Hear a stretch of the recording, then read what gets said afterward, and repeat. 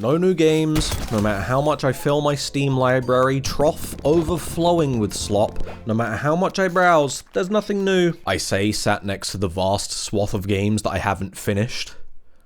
Oh, I meant haven't started. There are new games. There's actually too many new games, some might say. So why does it feel like, every once in a while, there are no new games? Is it you? Or is it the platforms that supply games? Maybe it's the games themselves, Well, let's start with where I think the most criticism can be placed.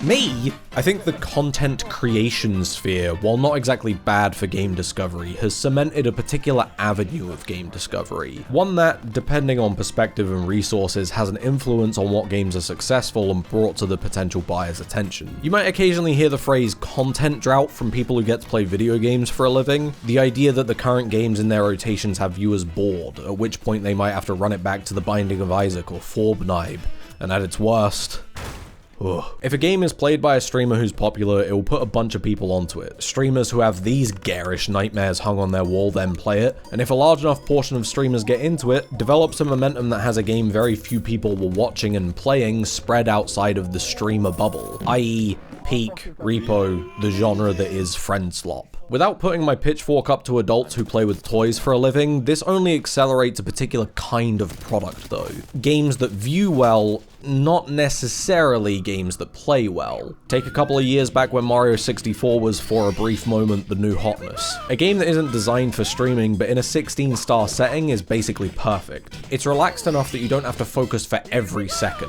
points between play that let you read chat, and moments that allow the viewer to pog and not like this to their heart's content. The issue, of course, is its static nature, while the friend slop genre that's emerged has that perfect blend with an almost infinite scope of replayability. Sounds great. And to some extent, it is. Issue is that if a game doesn't conform to that, a slow, introspective game with big moments that aren't Springle shitting in the diaper of Darfingle, quick, someone to livestream fails. How does a game like that get publicity when the method of game discovery doesn't incentivize that kind of game being viewed? A couple of years ago, when you could run a video game magazine without going bankrupt, you might not get a major multi-page spread, maybe it was just a little tuckaway in the reviews section. However, a game of that nature didn't have to work for hours and hours on end between you and your little pull-the-string streamer. The issue at the time actually being a little bit larger in needing to get funding from a publisher. Now the tools of game development have become more accessible than ever. Simple to use? Maybe not. But available? Absolutely. The tools will probably always be specialized, it's just that at the time they were niche. You had to basically know someone who knew someone or build them from the ground up yourself. In theory, that should make games now feel more diverse than ever. If the method in which new games are found, though, are a circular drain downwards, you end up with a certain level of repetition that I don't think was present back in the golden years of, like, 2001.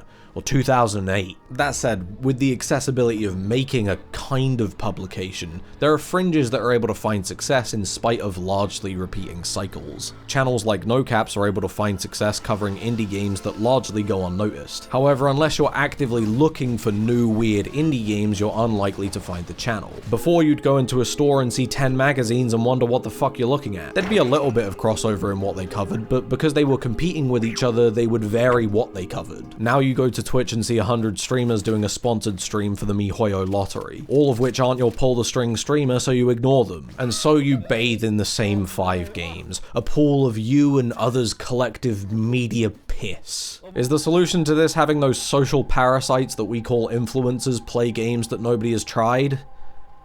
Yes. However, that still wouldn't solve a fundamental issue. Good games don't necessarily need to be watchable, they need to be playable. But streamers, as a part of their business model, will play games that are more watchable. Your favorite influencer might have a game that they love, but not exactly have the best platform to display that love. When will Coney make the Lisa video essay? Influencer culture and the way that their ecosystem interacts with product discoverability is an issue. It's just merely one part of the media blocked sewage pipe. The price of games has not exactly gone up. Sure, if you look towards the AAA horizon line, it's pretty painful, but you're here, I'm here, we both know that I'm looking to play some shit that looks like Banjo-Kazooie and is about depression and friendship. Games actually have gotten cheaper, excluding, you know, the used game market dying, making AAA titles extremely spenny. Thanks to the indie market, the price of trying new products as a flat portion of cash is lower. But when you consider the price of daily goods has also gone up, disposable income is spread thinner. It puts more weight into minor purchases, which disincentivizes exploration of new and weird experiences if you don't have other people to recommend it to you. Taking the plunge and being that first person is a little bit harder to justify when that first step is expensive in a relative sense. Not just in terms of personal finance, but also relative to the games still left untouched. Games have also gotten cheaper in some AAA senses thanks to the free-to-play model, which could be debated to hurt newer indie experiences even more than financial restriction. Putting $20 into a new game that none of your friends are playing is hard when that's $20 that could go into a meal that you know will make the highlight of your work week that used to be $10. It's even harder when it costs nothing to try out the latest free-to-play extraction shooter battle royale MOBA that all of your friends are playing. It also just so happens to not have any sense of novelty, intrigue, and it just kind of blows. But that's the flavor of the month now, go and have fun. It puts games in the budget of a guy who spent 70 hours a week for 2 years who just wants to make some money back in a bit of a bind. A great game has to be discovered for the great game that it is, and it's much easier to discover a game that's free and sucks, but it sucks in familiar, approachable, marketable ways. That conditioning of what a price point for discovery should be then further exacerbates the feeling that there are no new games, when in reality the companies that can afford to make a game free to play in the rich getting richer Katamari just aren't releasing anything right now. When those games are predictably a remixed version of other free to plays around it, I don't really blame you for thinking no new games. Still, not all blame can be put on big company and algorithm. Even among the most humble and sincere of developers, there happens to be a lot of chasing after your high school crush. Just in this case, they have the hots for Wario Land 4. I'm not saying that any of this is bad. It makes sense to see a hole that you wish was filled in and go, I'm going to make the square for the skate-shaped hole in my heart. It's just that if you're looking for new games, even actively trying to find something different, you run into a lot of X but Y type design. Don't get me wrong, these games can be great. The lazy dev isn't found in any of these titles, even when they aren't wearing their inspiration on their sleeve, they skinned it alive and have started to wear the hide like a bodysuit. It just ends up repeating a feeling that there aren't any truly new games when the stuff that you're drawn to ends up being a little bit closer to the last game than you would have liked. I like Dark Souls. I'd like it a lot more if there weren't 50 of them under a different name. There is always new games. Maybe not necessarily groundbreaking new titles, however there's externalities right now that can emphasize that feeling that there's nothing truly new.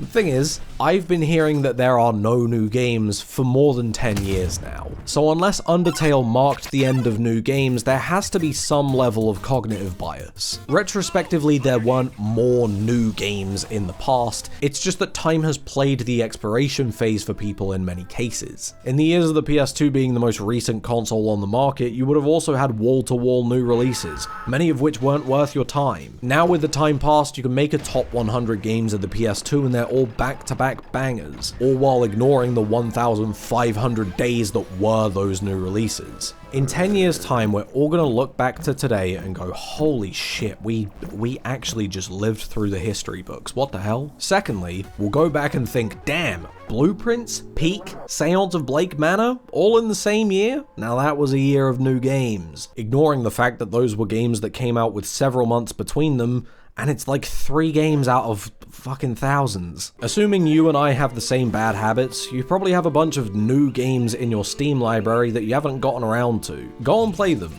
because there's always new games. They can be hard to find, and there's systems and pressures in play that make finding them even harder. But there are, in fact, some new games. And if you're wondering why so many of the games in this video were from like 2 years ago, it's because I made this as an excuse to play all of the games in my Steam library that I haven't gotten to. This video is sponsored by MiHoYo's Gambling Addiction.